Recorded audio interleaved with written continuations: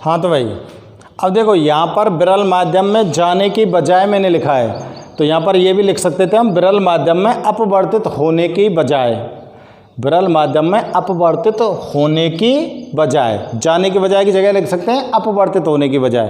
तो चलो मैं यही शब्द लिखता हूँ, अच्छी तो लगेगी, अपवर्तित, अपवर्तित होने की बजाय, ठीक है ना, ये अच्छी रहेगी। सघन माध्यम में ही परावर्तित हो जाती है। अब देखो इस घटना का उपयोग किया जाता है बेटा, इस घटना का उपयोग किया जाता है, मैं लिख देता हूँ एक बार इसको, इसका उपयोग प्रकाश तंतु द्वारा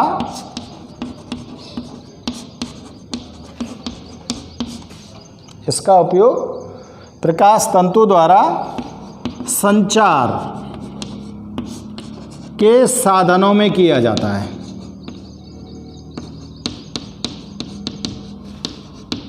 किसका उपयोग किया जाता है? पूर्णांतिक परावर्तन का, ठीक है ना। अब देखो समझते हैं इसको, पूर्णांतिक परावर्तन कैसे हुआ। ध्यान से देखना बच्चों। देखो बेटा मैं यहाँ पर एक चित्र बना रहा हूँ आपके लिए, ठीक है ना। ये एक सतह है और इस सतह के नीचे मैं यहाँ पर भर रहा हूँ पानी।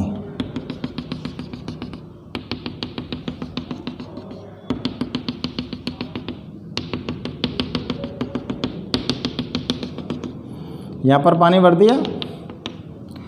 पानी जब भर दिया बच्चों तो इसको बोल सकता हूँ मैं माध्यम 1, और ये माध्यम कैसो है? सघन, और नाम है इसका पानी। और इसको बोल रहा हूँ बच्चों माध्यम 2, ये क्या है? विरल, और विरल माध्यम क्या है? वायु। विरल माध्यम क्या है? वायु, ठीक है भैया। अब देखो बेटा ये दोनों माध्यमों को क्या करनी है? पृथक्कारी सतह है, पृथक्कारी सतह। तो बच्चों जैसे मैंने क्या किया है? पानी भर लिया है, ठीक है, किसी भी पात्र में पानी ले लिया है। अब पानी की जो ऊपर की सतह है वही तो है पृथक्कारी सतह, बस सतह के जस्ट ऊपर तो हवा है, बस सतह के जस्ट नीचे का है पानी है, तो वही पृथक्कारी सतह है। अब देखो परिभाषा पर चलो। सघन माध्यम से विरल माध्यम को जाती हुई प्रकाश की किरण। अब देखो भैया सघन माध्यम से विरल माध्यम को जा रही प्रकाश की किरण, जा रही कि ना जा रही? तीर का चिन्ह बता रहा है। सघन माध्यम से विरल माध्यम को जाती हुई प्रकाश की किरण के यदि आपतन कोण के मान को बढ़ाया जाए तो, अब आपतन कोण बनाओ भैया, क्योंकि जहाँ जगह पे किरण आपतित है गई वहाँ क्या खींच देना है आपको? अविलंब, और अविलंब खींच देंगे तो यहाँ कौन आ जाएगा? आपतन कोण। और अब बेटा इस आपतन कोण के मान को बढ़ा दो थोड़ा सा, ठीक है ना। अब देखो इसके मान को मैं कैसे बढ़ा रहा हूँ, इसके मान को बढ़ाने के लिए किरण थोड़ी सी और टेढ़ी कर दूँ, बढ़ जाएगा ना मान। समझ में आ रही है ना बात? देखो ये बढ़ा दिया मैंने मान, आपतन कोण का मान बढ़ा दिया जाए। समझ में आ गई बात? पहले किरण कैसे खींची और अब किरण में कैसे खींच रहा हूँ? आपतन कोण के मान को बढ़ाकर बढ़ा दिया जाए, ठीक है ना भाई। तो प्रकाश किरण विरल माध्यम में अपवर्तित होने की बजाय, तो अभी प्रकाश की किरण कहाँ जानी चाहिए? विरल माध्यम में जानी चाहिए ना, वायु में, यहाँ पे जानी चाहिए ना। लेकिन जैसे आपतन कोण का मान हमने बढ़ाया है बच्चों, तो ये इस विरल माध्यम में नहीं जाती है, क्या होता है? उसी माध्यम में, यानी कि उसी सघन माध्यम में क्या हो गई? ये परावर्तित हो गई। जैसे आपने आपतन कोण का मान बढ़ाया तो विरल माध्यम में तो नहीं गई, लेकिन ये किरण कहाँ पर परावर्तित हो गई? उसी सघन माध्यम में जहाँ से ये आ रही थी, ठीक है ना। और जब बच्चों प्रकाश की किरण जिस माध्यम से आ रही है उसी माध्यम में अगर वापस चली जाती है तो उसको क्या बोलते हैं हम? परावर्तन बोलते हैं। क्या बोलते हैं? परावर्तन बोलते हैं ना। तो ये हो गया पूर्ण आंतरिक परावर्तन। यहाँ पर तो क्या आ जाएगा? आपतन कोण, और यहाँ पर क्या आ जाएगा? अपवर्तन कोण। क्या आ जाएगा भैया? अपवर्तन कोण। समझ में आ रही बात? इस किरण को क्या बोलेंगे आप? आपतित किरण।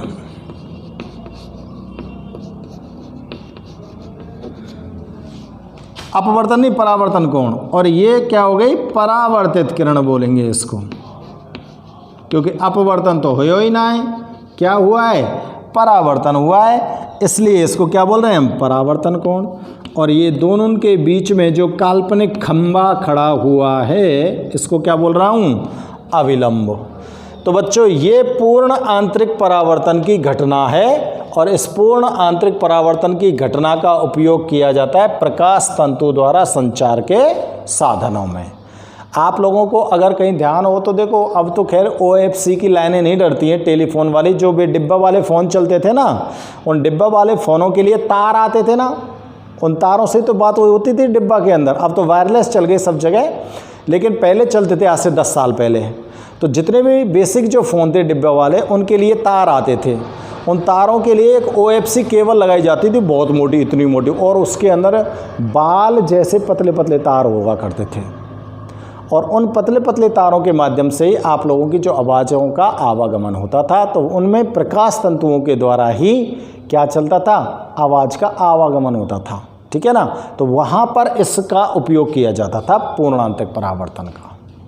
तो बच्चों, आप लोग परिभाषा को लिखो और चित्र को भी बनाओ। ठीक है ना।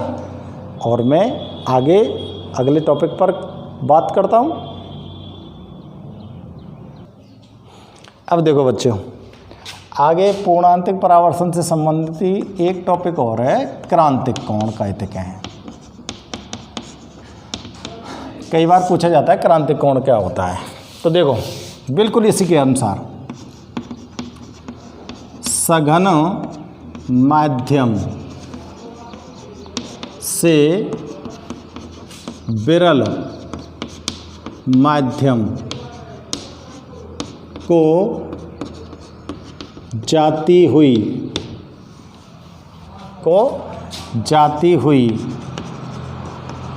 प्रकाश किरण के यदि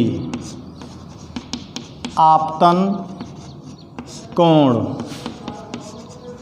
के मान को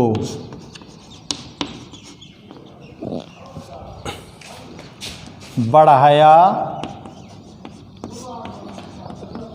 जाता है तो एक विशिष्ट मान पर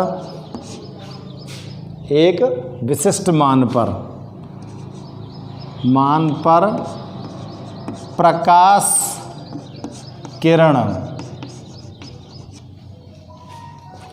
एक विशिष्ट मान पर प्रकाश किरण क्या होती है? प्रकाश की अपवर्तित किरण लिखो।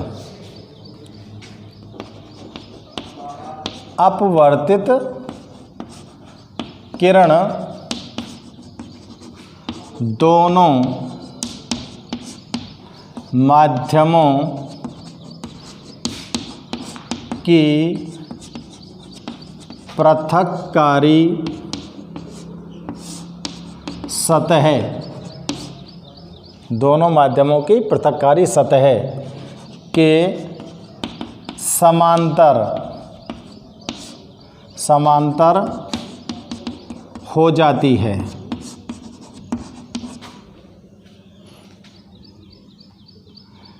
इस विशिष्ट मान को ही क्रांतिक कोण, जिस विशिष्ट मान पर प्रकाश की किरण पृथक्कारी सतह के समांतर हुई है, उस विशिष्ट मान को ही क्रांतिक कोण कहते हैं। इस स्थिति में अपवर्तन कोण का मान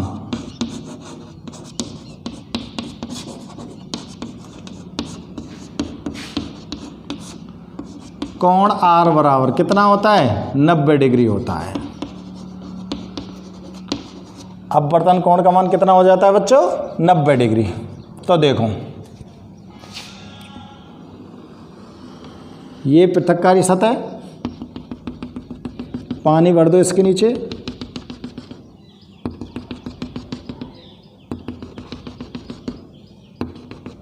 पानी भरने के बाद प्रकाश की किरण को आपतित करो, ये प्रकाश किरण आपतित हो गई और यहाँ पर बच्चों क्या बन जाएगा? अविलंब। ठीक है ना, ये अवलंब आ गया। अब आपतन कोण के मान को बढ़ाते जाओ आप, यानी कि इस किरण को आप इधर लाते जाओ, इधर, इन दोनों के बीच में तो बनना है कोण आई। ठीक है ना, आपतन कोण के मान को बढ़ाते जाएंगे तो बच्चों एक विशिष्ट मान ऐसा आएगा, उस विशिष्ट मान पर जो ये प्रकाश की किरण का परावर्तन हो रहा है ना, ये कैसा हो जाएगा? पृथककारी सतह के समांतर।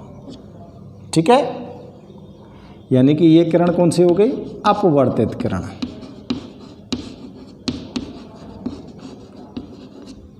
और ये आपतित किरण। ठीक, ये सघन माध्यम,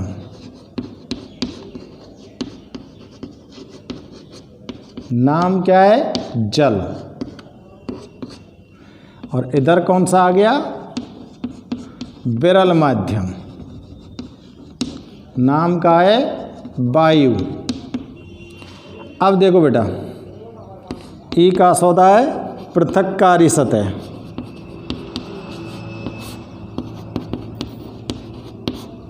ठीक है भाई। अब देखो यहाँ पर जो ये कोण बना है, ये कोण बनता है 90 डिग्री का, इसलिए कह रहे हैं यहाँ पर परावर्तन कोण का मान कितना बनता है? 90 डिग्री का।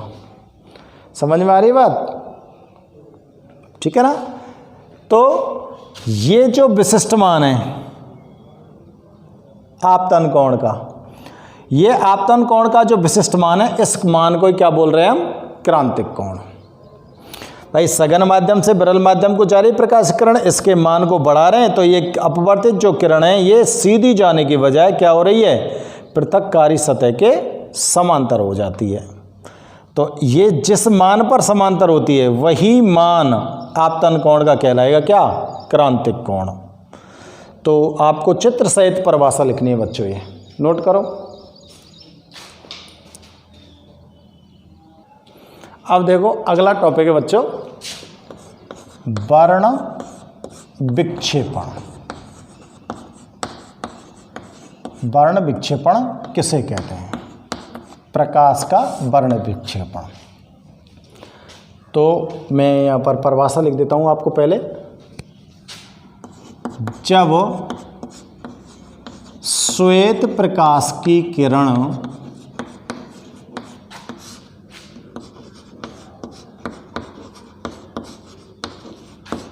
किसी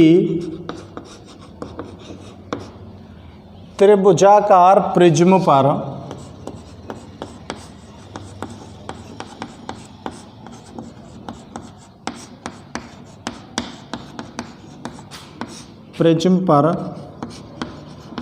आपतित होती है,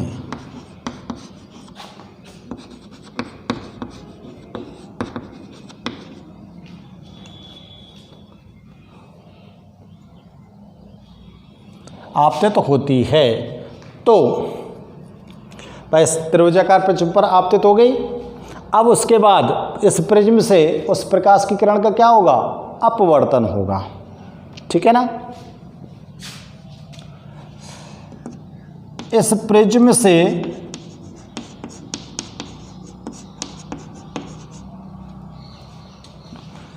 अपवर्तित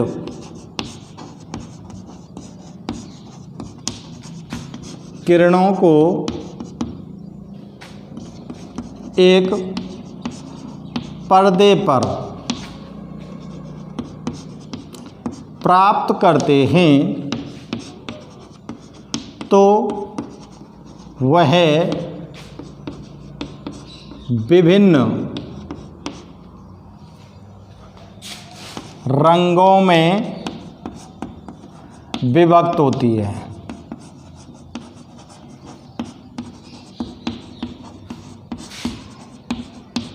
अर्थात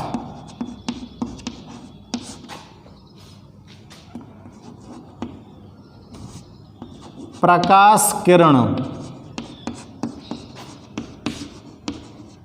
के रंगों में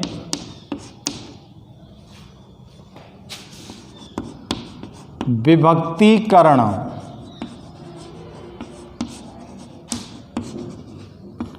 की इस घटना को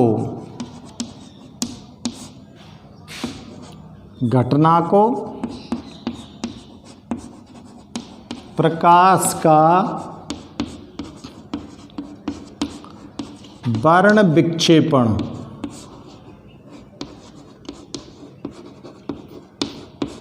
कहते हैं।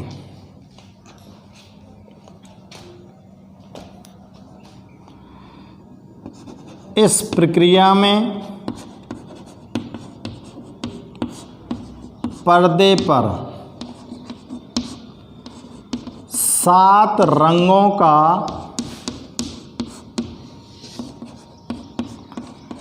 एक बैंड प्राप्त होता है।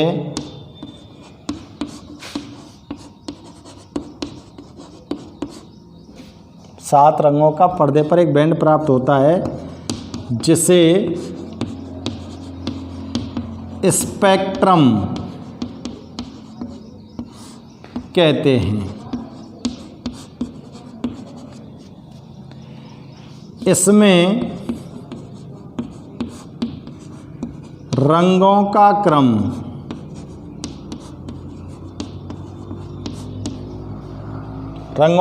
कैसा होता है? देखो,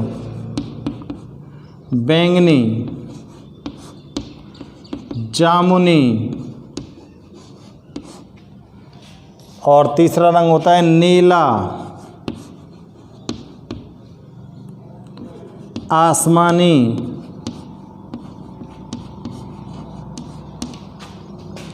हरा, पीला,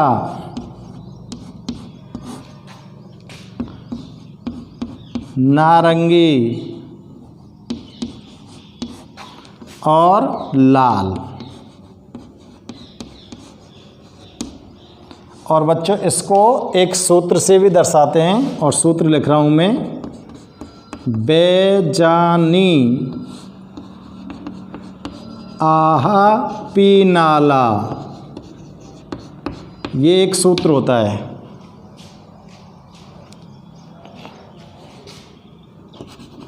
होते हैं। अब देखो भैया, हमने एक त्रिभुजाकार प्रिज्म ली है और उस त्रिभुजाकार प्रिज्म के ऊपर हमने श्वेत प्रकाश की किरण को क्या कर दिया है? आपतित कर दिया है। और श्वेत प्रकाश की किरण को आपतित करने के बाद प्रिज्म के पीछे हमने एक पर्दा लगा दिया है। प्रिज्म के अंदर से प्रकाश की किरण का अपवर्तन होगा और अपवर्तित होकर वो प्रकाश की जो किरण होती है वो विभिन्न रंगों में विभक्त हो जाती है और सभी रंगों का एक बैंड आपने जो पीछे पर्दा लगाया है उस पर प्राप्त होता है। अर्थात प्रकाश की किरण के रंगों में ये जो विभक्तीकरण की जो घटना होती है वही प्रकाश का वर्ण विक्षेपण कहलाता है। और इस घटना में या इस प्रक्रिया में आपको 7 रंगों का एक बैंड प्राप्त हुआ है जिसको क्या बोलोगे आप? स्पेक्ट्रम बोलेंगे। और इस स्पेक्ट्रम के अंदर जो रंगों का क्रम होता है उसको हम एक सूत्र के द्वारा ध्यान में रख सकते हैं। बैजानी आहा पीनाला, बैंगनी, जामुनी, नीला, आसमानी, हरा, पीला, नारंगी, लाल। अंग्रेजी में भी कह सकते हैं इसको विबग्योर, ठीक है ना, विबग्योर के नाम से जानते हैं अंग्रेजी में, लेकिन आप लोग हिंदी में ध्यान में रखिए, कोई दिक्कत नहीं है। और ये जो बेटा आपको 7 रंग प्राप्त हुए हैं वो प्रकाश की श्वेत किरण, यानी कि श्वेत किरण का मतलब सूरज से जो ये किरणें आ रही हैं हमारे पास, अगर इन्हीं किरणों को आप सीधे प्रिज्म पर आपतित कर देते हो तो आपको वर्ण विक्षेपण की घटना सामने आ जाएगी। तो देखो कैसे प्रदर्शित करेंगे। एक त्रिभुजाकार प्रिज्म लीजिए आप लोग, ठीक है, त्रिभुजाकार प्रिज्म आ गया और इस प्रिज्म पर हमको क्या करनी है, प्रकाश की किरण आपतित करनी है। ABC प्रिज्म का नाम रख देता हूं मैं, ठीक है ना। ये है कांच का प्रिज्म। प्रिज्म किसका है, कांच का। अब इस पर प्रकाश की किरण आपतित कर रहे हैं हम, श्वेत प्रकाश की किरण। जैसे प्रिज्म के AB फलक पर यह प्रकाश की किरण आपतित होती है स्टूडेंट्स, तो इसका अपवर्तन होता है। भाई सघन माध्यम से विरल माध्यम से सघन में जा रही है ना, हवा से कांच में जा रही है ना, तो अवलंब की ओर झुकेंगी, इस तरह से आ जाएंगी ये,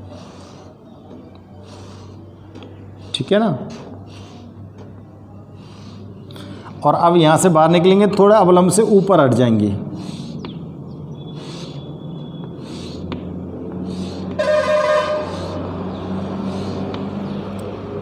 लगभग 7 किरण आपको बनानी है ये, नहीं तो एक किरण कैसी जानी चाहिए तो ऐसी जानी चाहिए ना, सीधी। लेकिन जैसे AB फलक पर हुई आपतित हुई तो इसका क्या हुआ, अपवर्तन हुआ। क्या हुआ बच्चों, अपवर्तन हुआ। अब देखो 7 रंगों का ये जो बैंड प्राप्त होता है बच्चों, इस 7 रंग के बैंड को ही आप लोग क्या बोलोगे, क्या बोलोगे, स्पेक्ट्रम। क्या बोलेंगे, स्पेक्ट्रम बोलेंगे। बैंड कह रहा हूं मैं, 7 रंगों की एक पट्टिका प्राप्त होती है, ऐसे भी कह सकते हैं, लेकिन मैंने बैंड शब्द उपयोग में ले लिया। तो देखो RYB में रंगों का क्रम लिख रहा हूं। नीचे कैसा है, वायोलेट बैंगनी, बीच में येलो पीला, और ऊपर ही ऊपर कैसा है, लाल, ठीक है ना। ये रंगों का क्रम है, इसको बोलेंगे हम श्वेत आपतित प्रकाश किरण। और ये आपको रंगों का स्पेक्ट्रम प्राप्त हुआ है। मतलब श्वेत प्रकाश किरण को प्रिज्म पर यहाँ से आपतित किया, यहाँ पर पर्दा लगा दिया था तुमने। अगर पर्दा नहीं लगाते तो किरण सीधे निकल जाती ना, फिर पता नहीं लगता ना, इसलिए हमने क्या लगा दिया, यहाँ पर एक पर्दा लगा दिया। और जैसे प्रकाश का अपवर्तन हुआ तो वो अपवर्तित किरण उस पर्दे के ऊपर आकर पड़ी, पर्दे पर आकर पड़ी तो हमको वो दिखाई दे रही हैं विभिन्न रंगों की, ठीक है ना। और बच्चों आपको मैं यहाँ पर एक चीज़ क्लियर कर देता हूँ कि प्रकृति के अंदर प्राकृतिक रूप से यही 7 रंग होते हैं। प्राकृतिक रूप से प्रकृति में जो पाए जाने वाले रंग हैं, मूल रूप से जो रंग हैं वो यही 7 रंग हैं। इनके अलावा जो भी रंग आप लोग देखते हो वो प्राकृतिक नहीं हैं, वो सभी रंग कृत्रिम रूप से बनाए गए हैं, 2 या 2 से अधिक रंगों को आपस में मिलाने के बाद। समझ आ गई बात। जैसे सफ़ेद रंग भी प्राकृतिक रंग नहीं है, काला रंग प्राकृतिक नहीं है, मटमैला प्राकृतिक नहीं है। प्राकृतिक रंग तो केवल ये रहे। यानी कि आप लोग इंद्रधनुष को तो जानते हो ना, बरसात के बाद जो बहुत बड़ा सा इंद्रधनुष आसमान में दिखाई देता है, उस इंद्रधनुष के अंदर जो रंगों का क्रम होता है वो यही होता है, बैजानी आहा पीनाला।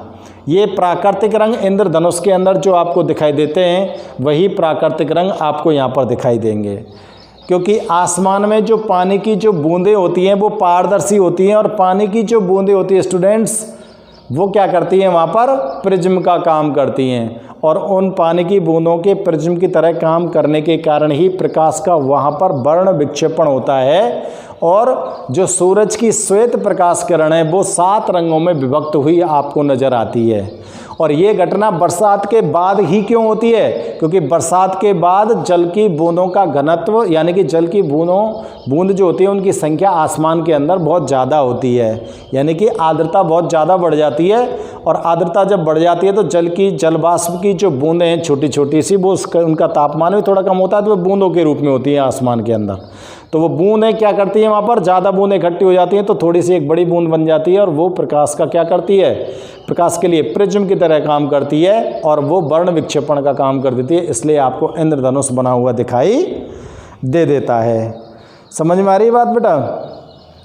तो ये प्रकाश के वर्ण विक्षेपण में आप लोग इसको ढंग से समझो और देखेंगे यहाँ पर जो ये चित्र आपको दिखाई दे रहा है और वर्ण विक्षेपण से संबंधित जो परिभाषाएं वो दोनों आपको नोट करनी है। तो बच्चों आज के इस वीडियो में आपने जो टॉपिक क्लियर किए हैं वो हैं पूर्णांतिक परावर्तन का, क्रांतिक कोण का और प्रकाश का वर्ण विक्षेपण। ठीक है ना? इसके बाद अगली वीडियो में हम अगले टॉपिक्स के बारे में चर्चा करेंगे। धन्यवाद। Okay students.